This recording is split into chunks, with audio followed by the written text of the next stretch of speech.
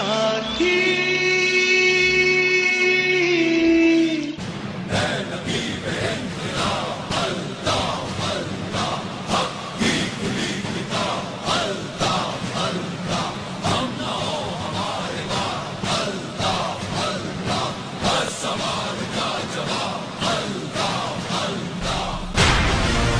MQM 1984 में Muhajir कौमी movement के नाम से एक लासानी जमात के तौर पर पाकिस्तान के सियासी उफक पर उभरी थी, जब मुल्क का इक़्तिदार जनरल ज़ियाउल हक़ के कब्ज़े में था और यूनिवर्सिटियों में तलबा यूनियनों पर पाबंदी पर कुछ वक्त ही गुजरा था।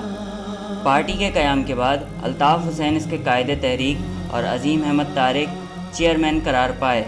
इससे पहले ये जमात 1978 से all Pakistan Muhajir student organisation या APMSO के नाम से मौजूद तो थी, लेकिन तलबा तंजीम होने की बिना पर इसका दायरा कार सिर्फ कराची यूनिवर्सिटी तक महदूद था। अगस्त 1986 में बेनज़ीर भुट्टो की पाकिस्तान वापसी के 4 माह बाद MQM ने कराची में अज़ीमुश्शान जलसा आम मुनक्किद करके पहली बार अपनी अवामी ताकत का मुज़ाहरा किया। क्या कसूर है मेरा? मत सुनो अल्ताफ हुसैन की बात, सिर्फ इसलिए कि मैं पंजाबी नहीं, सिर्फ इसलिए कि मैं सिंधी नहीं, सिर्फ इसलिए कि मैं बलोची नहीं। और सिंध में पहली बार पंजाबी इस्टेब्लिशमेंट के खिलाफ सिंधी और मुहाजिरों के दरमियान मफाहमत के लिए तजावीज़ सामने आईं। लेकिन हम पाकिस्तान के नाम पे आए थे और किसी नाम पे नहीं आए थे। यही वो दौर था जब हुकूक या मौत, शीशा नहीं फौलाद है हम, मुहाजिर की औलाद है हमसे जो टकराएगा वो लाल बत्ती जाएगा जैसे नारों से कराची और हैदराबाद की दीवारें रंगी हुई नज़र आती थीं। 1987 में होने वाले बल्दियाती इंतखाबात में MQM ने कराची और हैदराबाद से भारी अक्सरियत से कामयाबी हासिल करके सबको तंग कर दिया और अब दोनों शहरों में मेयर्स MQM के अपने थे। नवंबर 1988 के आम इंतखाबात हुए, जिनमें MQM ने कराची और हैदराबाद से कौमी असम्बली की 14 और सूबाई असम्बली की 25 नशस्तें जीतकर पाकिस्तान की तीसरी बड़ी जमात होने का एजाज़ हासिल कर लिया। नवंबर 1990 के इंतखाबात में MQM ने कौमी असम्बली की 15 और सिंध असम्बली की 29 नशस्तें हासिल करके अपनी मकबूलियत का लोहा एक बार फिर मनवाया। इस बार मुल्क के वज़ीर आज़म नवाज़ शरीफ बने और सिंध के वज़ीर आला जाम सादिक। MQM इस हुकूमत में शामिल हो गई, लेकिन नवाज़ शरीफ हुकूमत के साथ MQM की साझेदारी ज़्यादा अरसे तक नहीं चल सकी। जून 1992 में फ़ौज ने MQM के ख़िलाफ़ ऑपरेशन शुरू किया, जिसके दौरान MQM के कई कारकुनान पकड़े गए और कई एक रूपोश हो गए। इस फौजी कार्रवाई ने कल तक कराची और हैदराबाद पर राज करने वाली MQM को मोस्ट वांटेड बना दिया था। इसी ऑपरेशन के दौरान कराची के कई शहरियों ने आफाक अहमद की क़यादत में MQM हकीकी के नाम से MQM का एक नया धड़ा बनते देखा, जिसे हुकूमत और फ़ौज की मुकम्मल हिमायत हासिल थी। अल्ताफ़ हुसैन ऑपरेशन शुरू होने से 6 माह पहले बरतानिया चले गए और फिर कभी वापस नहीं आए। 1993 में नवाज़ शरीफ हुकूमत की बरतरफी के बाद होने वाले आम इंतखाबात में MQM ने एहतिजाजन कौमी असम्बली के इंतखाबात का बॉयकॉट किया, लेकिन सूबाई असम्बली के इंतखाबात में 28 नशस्तें जीत लीं। हालांकि उस वक्त MQM ज़ेर अज़ाब थी और इसकी क़यादत खुद साख्ता जिला वतनी की ज़िंदगी गुजार रही थी। 1997 में महाजिर कौमी मूवमेंट ने अपनी सियासत के दायरे को वसी करने की गरज से अपना नाम बदल कर मुत्तहिदा कौमी मूवमेंट रख लिया। अब MQM एक ऐसी जमात थी जो सिंध के हुकूक की बात करती थी और महाजिरों को नए सिंधी और सिंधियों को पुराने सिंधी के लक़ब से पुकारने लगी थी, और जिसमें कारकुनों को जिए महाजिर का नारा लगाने से मना किया जाता था।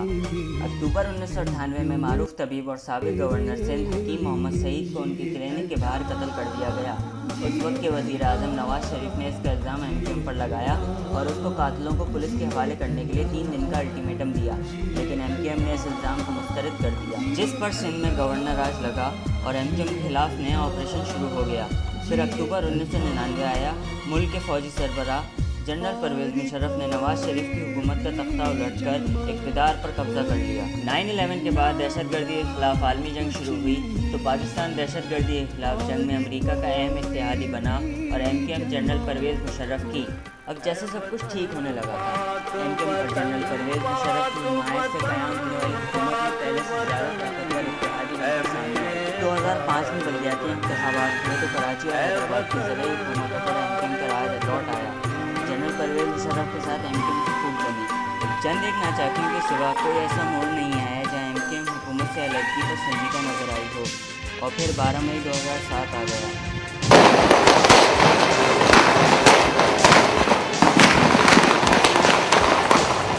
जब سپریم کورٹ کے معطل چیف جسٹس افتخار محمد چودھری کی کراچی آمد کے موقع پر سیاسی کارکنوں، عام لوگوں اور وکلاء پر مسلح حملوں میں 40 سے زائد لوگ مارے گئے۔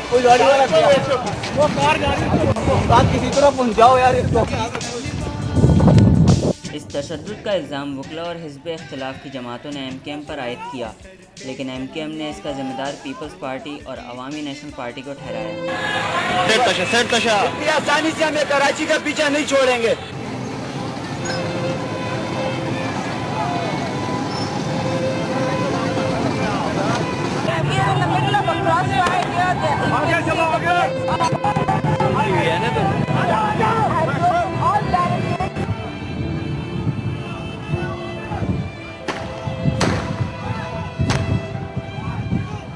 جاؤ یہ بابا دیکھ رہے ہیں یار، ہماری خود پھٹی بھی ہے یار۔